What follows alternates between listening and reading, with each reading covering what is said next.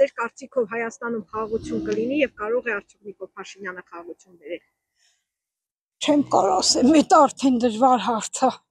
Խաղաղությունը թվում է կախված է մեր պետության պաշտպանողականությունից։ Եթե մեր պետությունը ունենա ուժեղ պաշտպանություն,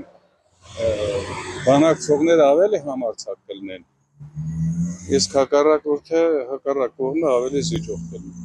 Նիկոլ Փաշինյանը երբեք էլ խաղաղություն չի բերի։ Նիկոլ Փաշինյանը մեր Հայաստան աշխարհը սրբապղծության տարավ։ Ադրբեջանի ձեռքին է մեր ամբողջ պատմական Հայաստանը, Ղարաբաղը, ամբողջը։ Ինչի մասին է խոսքը։ Չի բերեմ։ Ես մի քիչ կասկածում եմ, բայց մեծ հույս ունեմ, որ կլինի։ Ոչ թե Նիկոլ, հատկապես Նիկոլ Փաշինյանը, այլ մեր ժողովուրդը։ Ոչ, հնարավոր չի։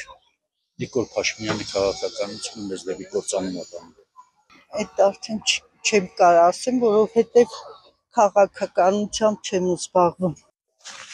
Այս քաղաքականության մեջ չկա։ Մենակ իր քայլերից ճոգում է, որ մտա որ պատրաստ չի, ինքը ծրագիր չունի։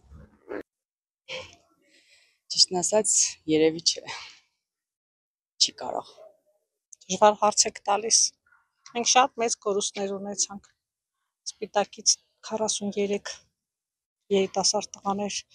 զոհվեցին հանուն, ինչի համար հանուն, մեր ազատության, մեր անկախության, մեր լավ ապրելու համար։ Մենք մեծ պարտություն կրեցինք եւ մեծ հիասթափություն ապրեցինք։ Չէ, չի կարող։ Ինչի՞։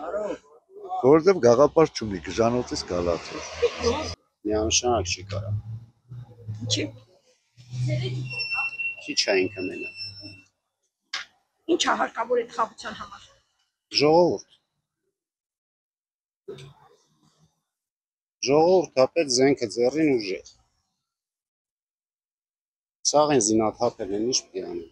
Խաղաղությունը գիտես ինչ կա, Նիկոլի միշին չէ, ես ոչ թե Նիկոլին պաշտպանում եմ։ Նիկոլի խաթեր, այստեղ ես 60 տարեկան տղաս, ես պարգև ճանապարհ եմ խաղել։ Ու սխալ եմ արել։ Շատ եմ սխալ արել։ Հավատացել եմ ասեմ գեղեցիկ խոսքերի։ Իմ նման շատերը, բայց այսօր ես որ տերում եմ կտոր մեր երկիրը տերն ենք տալու կամազ մենք ետնենք մամետականության։